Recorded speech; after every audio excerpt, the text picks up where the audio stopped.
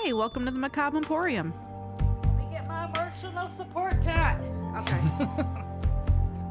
To be quiet and keep the kids quiet, since he was getting anxiety and he didn't want to kill children. Gertrude's daughter even got to join in on what they considered fun. Tell us about the giant turtle. Alan never showed up, nor was he ever heard from again beyond that point. Welcome back to Macabre Emporium. This is the Clearance Bin, Volume 1. And if this is your first time ever joining us, welcome, in case you're one of those weirdos that likes to start at episode not number 1. Yeah, that's lame. But anyhow, yes, Clearance Bin episodes. You're probably wondering what the hell a Clearance Bin episode is. Well, since we've gone with the title of Macabre Emporium, which is related to retail, we decided to call our mixed bag episodes the Clearance Bin, which would be little short stories of things we found interesting along the way, but we decided they weren't enough material to do a full episode on. Yes. And this is also kind of giving Sarah and I a little bit of a research break, I guess you could say. Yes, from doing the like big, in-depth, thorough Topics, cases. that we've already done. So this week, David's gonna go first, and then I'm gonna read one, and then David's gonna do one, and then I'm gonna do one, and then David's gonna do a third. So you get 3 from him, 2 from me. All right, so my first one is actually from my hometown. If you grew up in the Elkhart, Indiana area, I'm sure you remember a concrete block approximately 4 feet tall and 3 feet wide before it was knocked over, actually created by a dentist. A dentist, you say? Mm-hmm. A very eccentric dentist for the most part. Sometime in either the 1940s or the 1950s, depending on who you ask, from my hometown, which trying to find extra information on this was like a pain in the ass. But Was it like trying to pull teeth? Oh, you're coming in with the punnies already? Wow. Yeah, kind of, I guess you could say, but then again, if you follow me on my personal Facebook page and saw my status update about boomers can't follow directions, this was the reasoning why behind it. I kind of figured, with as aggravated as you were getting over the one post in the group that I'm not a part of because I didn't grow up around here. Right. But yeah. So, without wasting any more time, I guess, Again. Sometime in either the 1940s or the 1950s, depending on who you ask, a local dentist by the name of Joseph Stamp would lose his pet German Shepherd named Prince. As most people would want to immortalize their beloved pets in some fashion, Dr. Stamp would end up taking the thousands of teeth he had saved and preserved in a barrel in the basement of his dentist office. He would continue to add on to this block over the course of his 60-year career as a dentist, and it would be somewhat of an event for kids that lived around the office when he would add more teeth to the block of concrete and teeth. Some of the locals said that the dog Prince was actually buried underneath it, and some said he wasn't.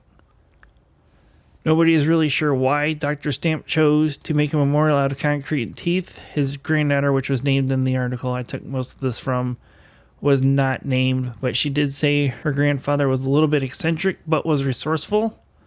She believes that he may have used teeth as a filler to get more body out of the concrete than just the concrete alone. Originally, you would find this massive block of concrete teeth just a few steps off of a sidewalk, but after a couple of teenagers knocked it over, it has been moved to the 820 Antique Store in Elkhart, Indiana, where the block was originally erected. Mm-hmm. If you want to see it, so thankfully that they took ownership of it, so everybody that's ever heard of it can actually see it. Yeah.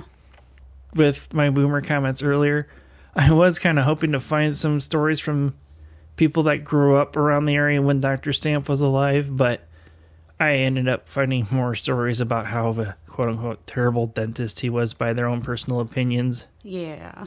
I read some of those. Yeah. Some of the stories, things I did find that people did comment is that one said that the kids would tell each other, the block was haunted. Someone said that one person did comment that said that kids would pour ketchup on it to try and scare people, but more than likely they just irritated their parents for wasting ketchup. Probably. Because, kids tend to see ketchup think blood because of television for the most part. It's probably with ketchup, but anybody else probably looked at it. It's like, why is there a bunch of ketchup on the tooth block? Some of the other legends were that there was gold teeth inside of it. Obviously, he wouldn't have put gold teeth in there so people would chip away at it as well, too. And another one of the people that did comment on that did listen to my instructions said that when they were kids, they would pick teeth out of it and make necklaces out of them, and they, for some reason, were really popular around the middle schools around the area. Seriously? Yeah. And also, of course, as kids being kids, they would dare each other to go up and touch it because, you know, it was supposed to be haunted as well, too. Oh, jeez. Or some people's sisters like to dig through the dirt to find teeth from it and take it home. Yep, that would be my sister that took home a baggie of random fucking teeth. Yeah. I wonder if she still has them. When I first did this, found a picture of it in its new home. Mm-hmm. I sent the picture to her so she could actually see how big it was. Because the pictures you found in like an Atlas Obscura and the Elkhart Truth, that was actually on its side. Right. And where it sits at now, they actually have it standing up, but it's upside down because it wasn't level on the bottom. Gotcha. But I sent her the picture of it inside the antique store now, and she said, I still have the teeth, and this was probably like over a year or two ago when I sent her this picture. Oh, jeez. No, she probably still has them then. But yeah, that's the tooth block from my hometown that lots of people may or may not have heard of. Or when you took us to that spot where it stood, just walking up and seeing teeth laying there, I mean, it's a little eerie. Well, from what I understand, the block actually got knocked over and isn't really sure, but know that it was still there until at least 2014 before it finally got moved. In that spot? Yeah, on its side. Which wouldn't have been that many years before. Nope, because we got together in 2015, so it was... Dang, that's very gross. So, you started off with hometown. Mm-hmm. I'm going to start out with a story that is kind of near my hometown as well. Okay. On a hot July weekend in 1972, families all around Waterford were excited because the circus was coming to town. Yay, circus. Well, they already have a bad history on our show already, but I'm sure it's nothing that bad as mine. No, not quite. I mean, well, you'll find out. The Link Shows Circus, have you ever heard of that one? No. Yeah, apparently that's what it was called. So the Link Shows Circus would be playing until Sunday at the Pontiac Mall. The circus included 3 elephants, Babe, Jimbo, and Little Jennie. But that Friday night, it would only be Jimbo and Babe under the lights of the circus tent. Their co-star, Little Jennie, was laid to rest that same morning. Earlier in the week, Little Jennie had fallen ill and was refusing to eat anything. Combined efforts of Waterford and the Detroit Zoo veterinarians, it was found that Little Jennie was suffering from pneumonia. There was nothing they could do for her other than try to get her to eat and drink, and even through all those attempts, she couldn't. Yeah. She didn't recover, and she passed away at 10 a.m. on Friday, July 21st, 1972. Before Little Jennie became a circus performer, she was a movie star. She starred in the 1954 film Elephant Walk with Elizabeth Taylor. Okay. She was one of 10 elephants cast for the movie. One also happened to be her circus sister, Babe. The Pontiac Mall, or Summit Place Mall for those that knew it as that, which is me, they were known for allowing use of their large parking lot to attract more customers, of course, but they'd allow people to come set up carnivals, freak shows, circuses, anything like that. This wasn't abnormal for the mall. However, a funeral for an elephant definitely was. Right. So I'm sure that probably drew a lot more people if it... I don't know. The myth is kept on keeping on due to speculation that surrounds this story.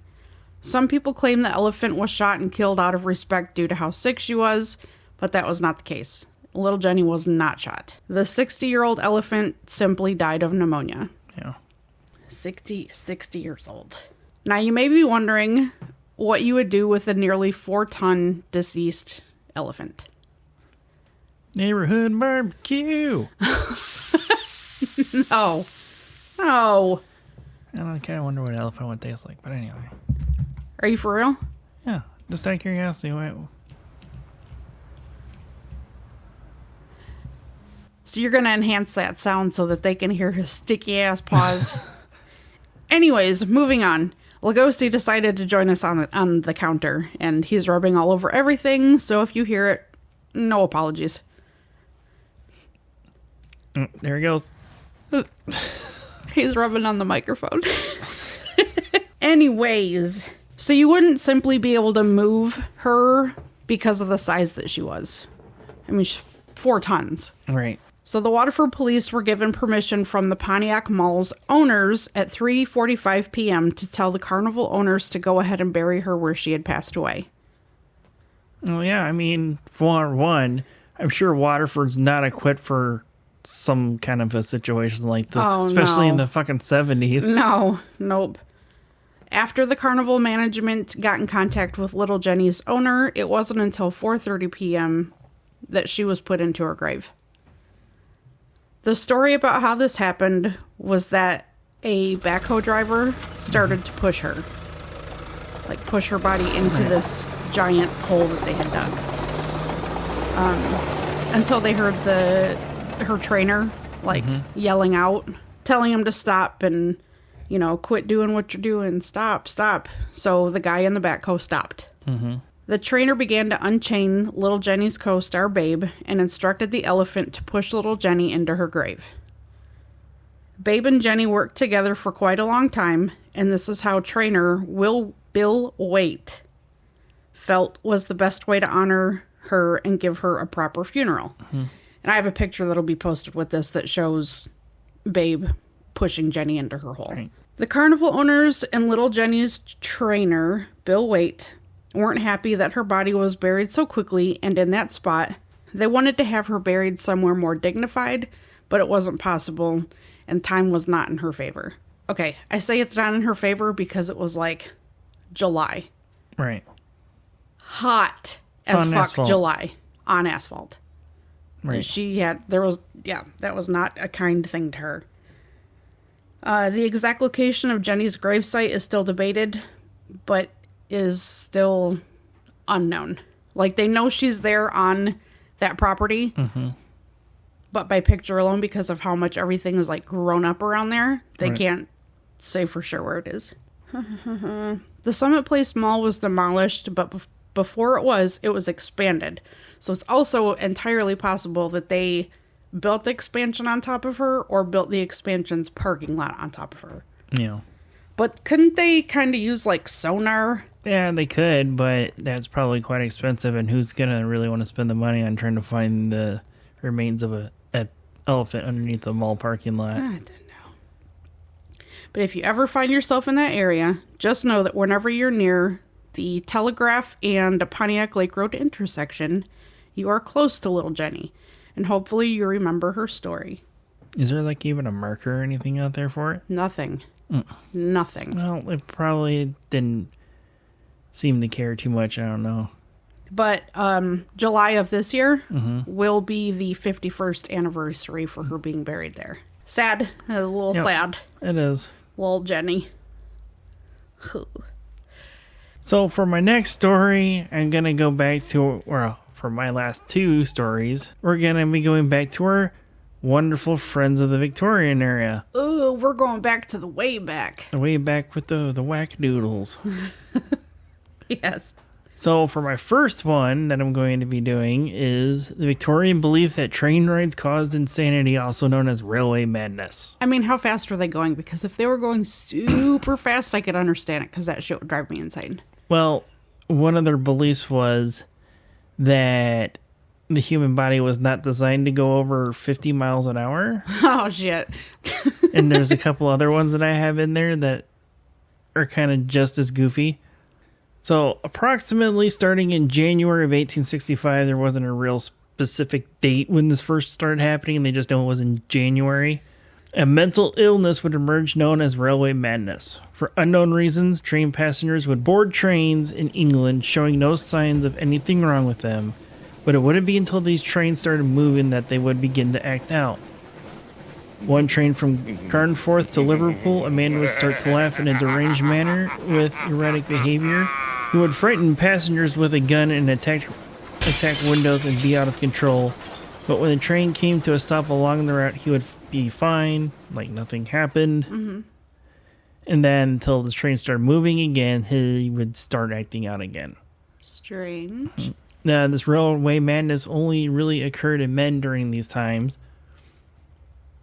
10 years later, in the 1860s and 70s, more reports of this behavior were starting to emerge. One of these cases was of a Scottish aristocrat ditching his clothes before leaning out the window, ranting and raving, and would recover his composure as if nothing happened on the train. Okay.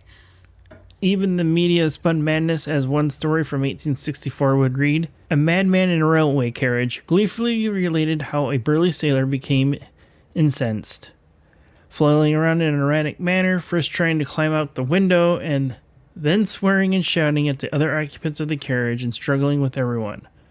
A superhuman strength gripped the aggressor, and the 4 people were required to restrain him, and he had to be bound to a seat. The conflict was not over yet, though. When the sailor was released, he charged viciously at those who had restrained him and accused them of stealing from him, and it took railway officials and finally the police to subdue and arrest the sailor. 4 people. Yeah. Well, and the things is about the story that wasn't put in there, so because the media spun the story to make money off of it, was that this sailor was more than likely suffering from delirium tremens, which is a rapid onset of confusion associated with alcohol withdrawal symptoms. Was he an alcoholic? There wasn't a whole lot of information that I could find that anything about it, but that's more likely what they believe this sailor to been suffering from. Now, you might be thinking, why didn't people just move to the next car to get away from these wackadoodles? Well, unlike modern railroad cars like we see today, where they're fully enclosed and have the diaphragms on each end connecting car to car. Yeah. The rail cars at these times were more based off of your horse-drawn carriage, so they were sectioned compartments with a running board on the outside, so you were in these boxes basically locked in with people. So there was no escaping them from the compartment you were in until you got to the next station. Jeez. They are unsure what caused this railway madness. Doctors and newspapers believe that this was a combination of the sounds and movements of the train and the countryside moving by while confined in the small space of these rail cars. At a high rate of speed would cause sensory overload. I can understand that. They also speculated that the rapid modernization of the world of the time would be too much for some people, and a ride on the train would all it would take to set off this madness. This belief was also backed up by explorers of other countries, stating that they never saw any kind of behavior like this in men in lesser developed countries. Another crazy belief that might possibly cause this railway madness was a lack of masculinity in men. And also, railways were causing this same type of hysteria that was only seen in women in this time period.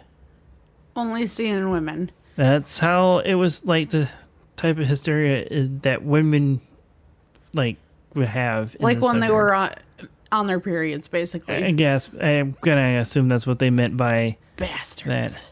Well, that's why you went to the doctor to go get your button diddled by his, like, electro whatchamacallit, which is the fancy term for a vibrator. Did you say your button to get your button diddled? Yep.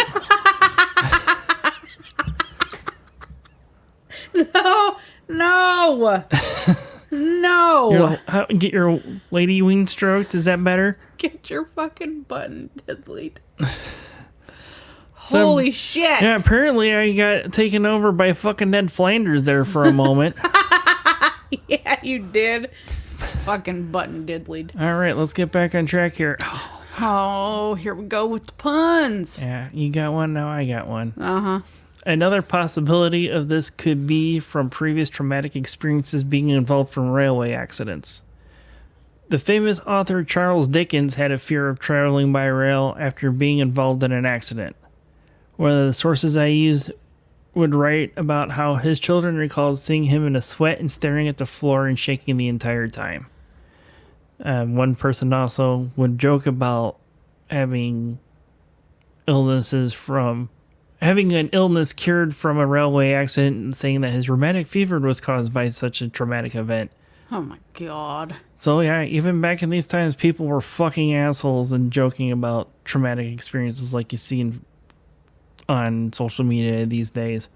So yeah, our great-great-grandparents were no better than we are now today. You don't say.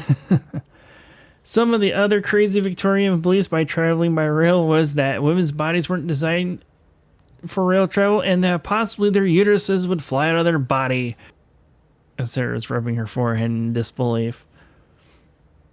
Their uteruses would fly out of their body. Yep. These are also the same people that would prescribe cocaine as a medication.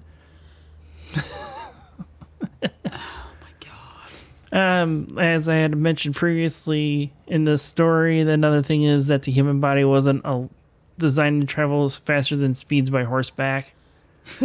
Was another thing, so that they found rail travel to be dangerous and could have been also a cause of this railway madness. And also part of the whole horseback thing is your body could possibly melt by traveling at speeds faster than horseback before they realized you could travel by train and not melt. They're so stupid. That's what I'm most curious about. How did that belief happen? Is like, how did somebody, it had to come from somewhere. I can almost guarantee it was a fucking man. Well, even besides that, it's like, how did they come about this? It's like, oh yeah, you're gonna melt if you go faster than a horse can run. You ride on a train, your uterus is gonna fall out, although it's fucking attached. Right. Gravity itself doesn't allow your fucking uterus to just fall out. Because apparently they didn't put two and two together that, even not on riding on train. Oh, what do they think it's like? That loose, receiver McDonald's napkin that catches a breeze and is just flapping around until it gets sucked out the fucking window? Is that? You use it as a fucking parachute on your way back down.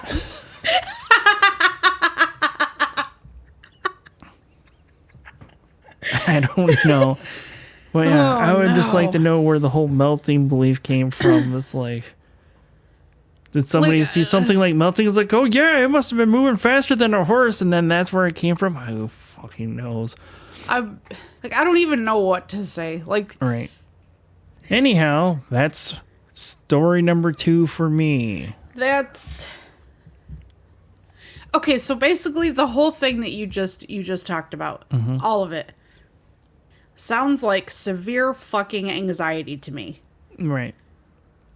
I think that my professional dumbass opinion is that they were all experiencing anxiety, their highest form, because of all the shit they heard. Right. This can happen, this can happen, this can happen if you ride on a train. It could be, because people have the same feelings about flying before. I know you're afraid of heights, but you've never flown, but I'm not using you as an example. I mean, there's people that go to fly and have shown behaviors like this before as well. I bet they were reeling off of their anxiety. And people to be assholes.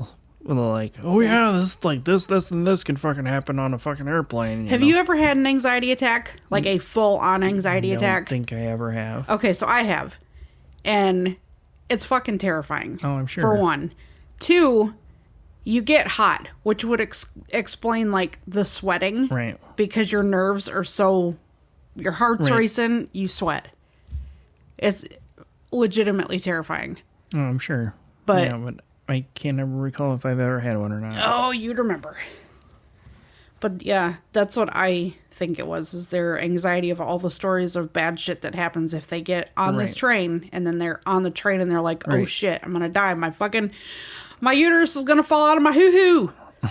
Yeah, so then they probably didn't have a better understanding of mental illness at the time we do now. I'm sure they did it. I mean, like I said, they were prescribing cocaine as a drug and using chainsaws for child delivery. What? Yeah, you didn't know that? No. Yeah, look up one of these times. Just Google the original why the chainsaw was invented. That's why they built a chainsaw? Yep, I'm gonna let you Google that later when we close up the store for the day. The fuck?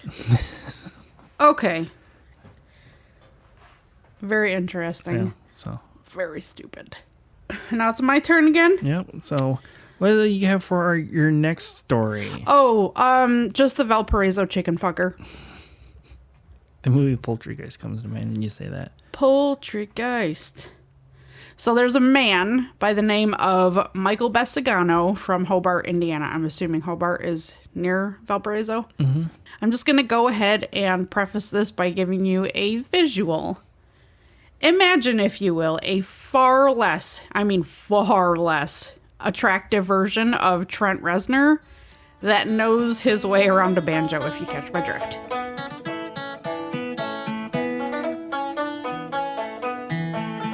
Michael was first arrested in 1991 when he was found inside of a chicken coop with dead chickens at his feet. His second arrest came for breaking a rooster's neck before being found in his neighbor's goose pen attempting to rape the geese. The fuck? Like... He was taken to court and pled guilty to his misdemeanor and was charged a $500 fine. That's it for fucking chickens and geese? And for breaking their necks and killing them, yeah. Yeah, that's all. Fuck. This was not the first time for him, though. He had a long history of sexually abusing and killing animals. Mainly dogs, chickens, and guinea fowl, which are not the same thing as chickens. Right. Do you know what they are? Not off the top of my head. If you Googled it, you would recognize it. Okay. Michael himself said that he would sleep with dead animals, and even slept with a dead raccoon. Yeah. Yeah. In 1993, he was found guilty of breaking into a barn, stealing a Rottweiler, and then trying to kill it by breaking its neck. This time, he served 2 years in prison. During the trial, Michael said that he would rather live with animals than people. But I mean, really, how true is that when you keep fucking them and then killing them? Right. Like, if you're not going to have much to live with if you keep killing your fucking boyfriends. Jesus. A month later, he was released and then arrested in connection to an attempted theft of a German Shepherd. So apparently he likes the big spicy dogs. Apparently. Yeah, go try and do this with Tibetan Mastiff. Yeah, let's see how that works out for you. Oh, shit. In 2002, Michael served 4 years in prison because he took a chicken on a date to a no-tell motel. Thank God that, like I had mentioned in the beginning, your story said a Poultrygeist comes to mind. Yeah. There is one character in the movie, if you've never seen it. I have never seen it. Oh, I'll have to find it sometime so you can watch it at least once. Okay. It's from the Troma film, the Troma brothers. They made Toxic Avenger movies, The Swamp Thing. Okay. They don't make A-list movies. They only do like B, C movies. Okay. This is a step up from Willy's Wonderland. It's actually entertaining. But anyhow. Anything is a step up. There's a scene in the movie, he's talking to this fucking chicken, like a processed chicken, like he's flirting with it, and he's pulling out a used condom from his head. It's like, don't worry, baby, this ain't gonna hurt a bit. Or something like that. It's been so long since I watched it. And I just remember that just you saying and taking it to a no-tell motel just reminded me of that whole fucking scene. That's great. We're going to have to watch that. But anyhow. So yes, took it to the motel, had sex with it, and then killed it. There was far more than one chicken prior to that, but I guess they weren't special enough for an evening out at a motel. I guess not. When he was in jail, he slept underneath his cot. He also painted cat stripes on his body and drew pictures of himself and referred to himself as the master of cats. Yeah. In 2009, he was arrested for downloading bestiality porn on his computer and was sentenced to 33 months in federal prison. After he served his time, he got out with 3 years of federal supervised release But he fucked that up in 2013 when he was arrested for sexually abusing guinea fowl again. What the Yeah.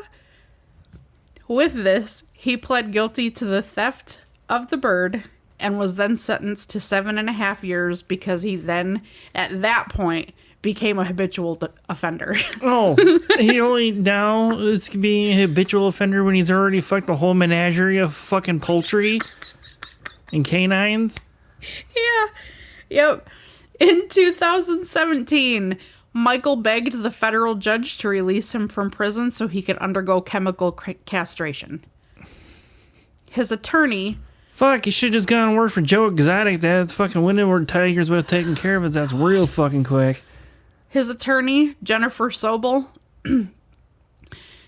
I'm pretty sure she's a fucking nut, but she requested that the courts take into consideration the time that Michael had already served in prison and that he would undergo therapy and monthly injections of a testosterone-reducing drug called Depo-Lubron.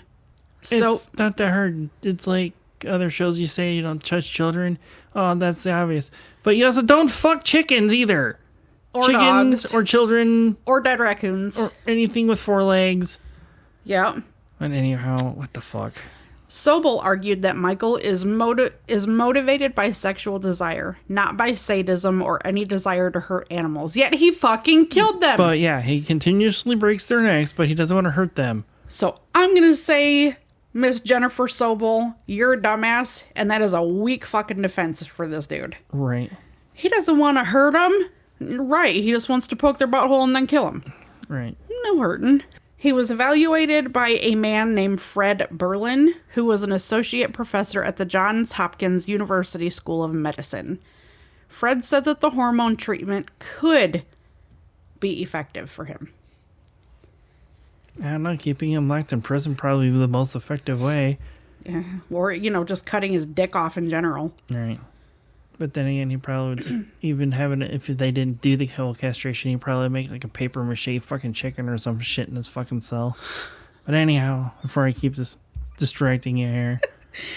Oh no. In a court filing, Sobel wrote, to the extent that Mr. Besagano has accidentally killed or injured animals during the course of his sexual exploits, that harm is no greater than that imposed by meat eaters and leather wearers nationwide. Oh, fuck off.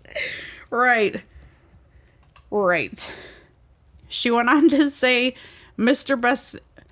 Besagano's history is unique. His entire history within both the federal and state prison systems is entirely animated by his sexual preferences. Those preferences are almost certainly the result of Mr. Besagano's remarkably traumatic childhood.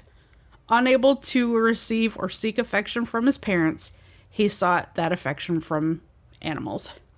Are you fucking kidding me? Mm-hmm. Okay, there's only like one other serial killer there's one serial killer I can think of that had like a history of having sexual relations with animals, but I can't remember his name off the top of my head. Mm.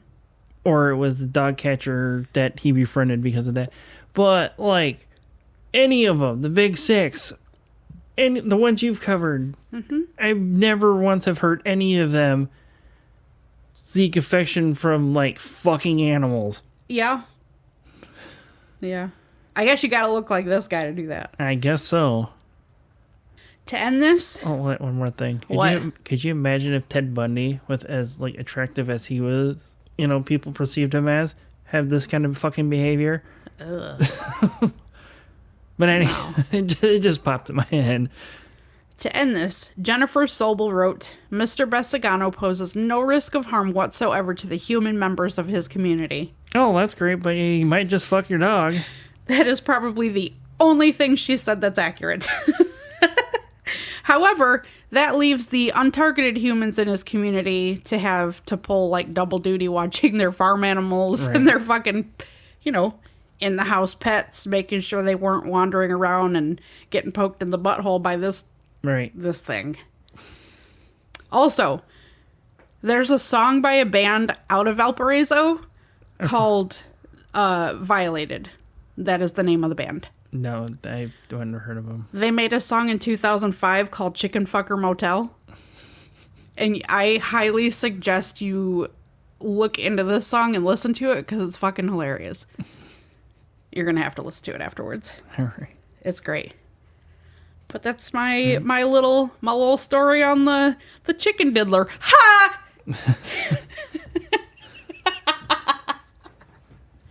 Yeah, she did show me a picture of this before, and her description at the beginning, super accurate. Extremely accurate. Yeah, he's definitely a Trent Reznor from Wish.com. Yes. Yeah, if there's something below Wish, that's... Oh, I'm sure there is. That's where this guy came from. I'm sure there is of some sort. I don't know. So anyhow. I don't know if I can be able to carry on after hearing that shit. So, anyhow. What is your next story about? So, with, we just going through Valentine's Day and down the love story of a man and his chickens in a fucking hotel motel, I had decided that if I wish I would have known her story was this, I would have left my Railway Madness for the end. This is gonna kind of be ruined now. Why? How can you'll understand once I finish this off. Okay. And they're like, okay, I get it now why. But as I was saying, we just had Valentine's Day, so yeah. I wanted to include something into it. Gotcha. This week's episode for that. So it has been depicted in televisions and movies that if you want the latest hot gossip about Lyndon next door who's been sneaking around with the milkman that you would hear from your hairdresser in the 1950s or the 60s, or maybe at the nail salon or your local eyebrow threader, we have been giving each other flowers since medieval times. But if you were a Victorian, your corner florist would be the one with all the hot gossip, since the florist would know who is saying what to who using floriography. Floriography. Yes, the language of flowers. Ooh. Some courtships would actually be completely carried out, not speaking a single word and using only the language of flowers. With the strict courtship rules of the time, such as single women were never to address a gentleman without introduction or receive a man at home alone and must have a family member present. Unless they were giant sluts. I guess so. So, for this, your great-great-grandfather Willie might have asked out your great-great-grandmother Blanche if she was down for some moving pictures and leisure with some flowers. Yes, I am that fucking proud of that. Leave me alone. As Sarah dies from laughter. Some moving pictures. That's really not as funny as it is in my head. Oh, fuck. Okay. Okay. Go. The message in the flowers would be carefully selected by bloom, and also how they were sent was just as important.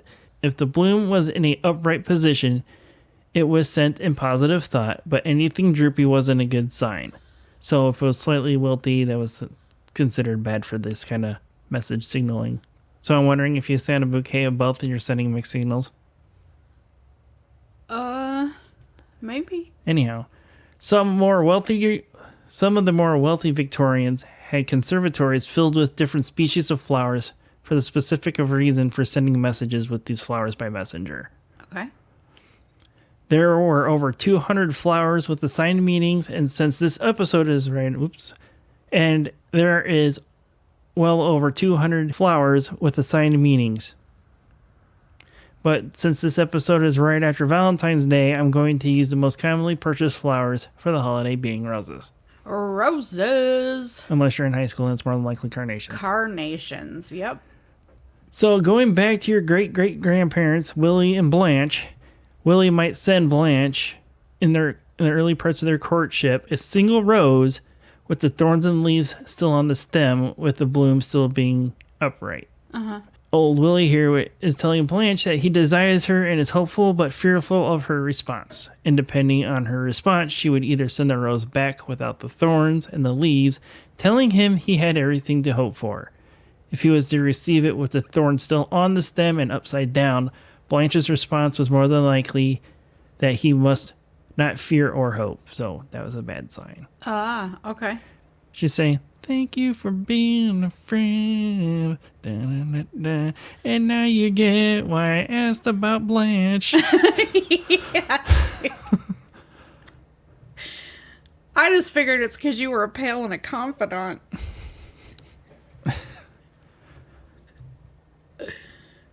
How did this fucking derail so bad? I don't know.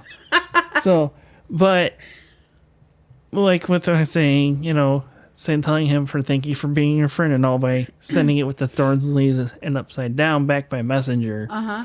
But if she had received it and he would see it over her heart, this was a signal for love.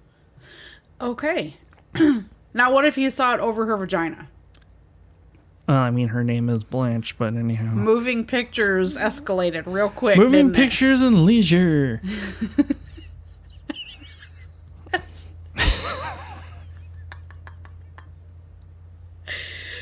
Okay. Sorry. Oh, God. And so, okay. Anyhow. So now we're straightened back up here, I think. There were even flowers to send a more negative message that you might send to an enemy, and that might be consisted of a bouquet of basil, bird's foot, trefoil, and oleander, which I took from these lists to make this up. And this would actually might be a quite beautiful bouquet because the colors of the oleander is a pinkish color, and the bird's foot trefoil is yellow, and just using the basil as green. And like I googled it, they literally mean like the fucking herb. Yeah. Okay, so if you send them this bouquet, you're more likely you're telling them, "Beware of my revenge. I hate you." Oh, damn. Those flowers are threatening. Even though like this bouquet is of pinkish and yellow colors, it looks friendly. But it's not. Right. With the 200 flowers, I didn't look through all of it. I just pulled some here for this. Yeah. Pulled some of this here to give you an idea what some of them mean. The forget-me-not, which is blue in color, would be sent through as a way to say true love as a message. Hazel would be sent as a way to say, let's bury the hatchet. You would send them an aspen tree as a meaning of sorrow. A whole ass tree? A whole ass tree. You're probably sending them like a seedling. I'd hope. Clark Griswold, that shit. Yeah. Sending them geraniums, which is purple in color, is meaning for lost hope. Ivy, just the regular green plant, would be sent for friendship. Pea, but I'm not sure if this was like the dark purple flower, because there is one they call the pea butterfly flower that came up when I googled to find this out, or the peas, like the peas we eat itself. Like snow peas? Yeah. Well, like round pea, snow peas, it didn't specify, it just said pea from the screen copy that I found. Okay. And this message might be a little bit more spicy, and Blanche might send somebody else, which would mean saying, meet me by moonlight. Blanche is a slut. That's invitation to hit Pound Town, ain't it? What, to meet me by moonlight? Yep. Well, I'm sure old Uncle Willie, old Willie here is probably hoping for that. She's sending him peas or this flower, maybe. Eek. Well, I'm not sure she would, because I looked to see if women would actually send these flowers back. Would send flowers back. So probably some of the wealthier ones did, but it was kind of hard to find some information on what happens when they're received. Other than you get these bouquets mixed with flower bouquet, you would get out your your Floriography dictionary and decipher it from that message. And I forget what town it is. It's actually making a comeback in the United Kingdom. Oh, really? Mm-hmm. Yeah, that's cool. Yeah. So, just, the females sent these flowers to the men, or was it the opposite? It was the men sent sending them, but I couldn't find anything if the women would send a message back with the flowers other than the hand signals. So, would the last one that you just mentioned, about meeting under the moonlight, right, would that be the modern day dick pic?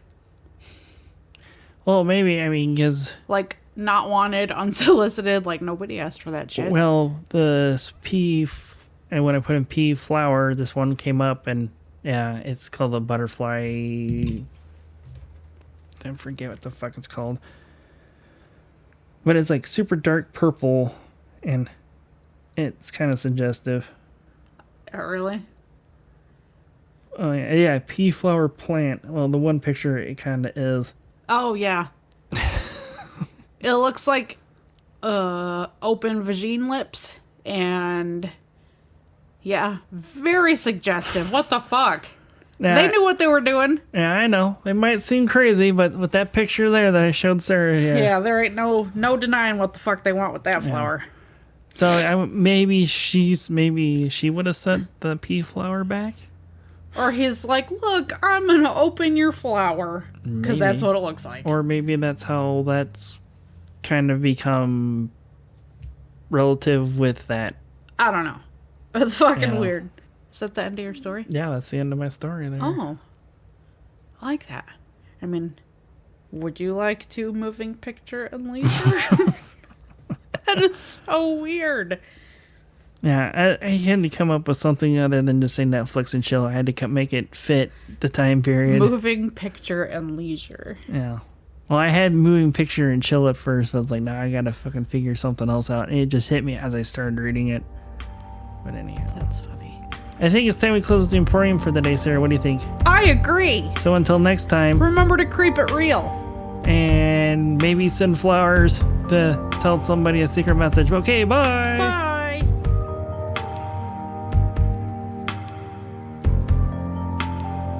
Please check out our website at macabreemporiumpodcast.com. Join our Facebook group by searching Macabre Emporium.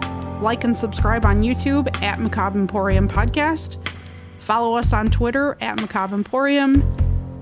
And if you have any stories of the paranormal, your local true crime, or weird history that you would want us to look into and possibly do an episode on, email us at macabreemporiumpod@gmail.com. Remember to follow, rate, like, review, and share whenever and wherever you can and help us grow our little baby podcast.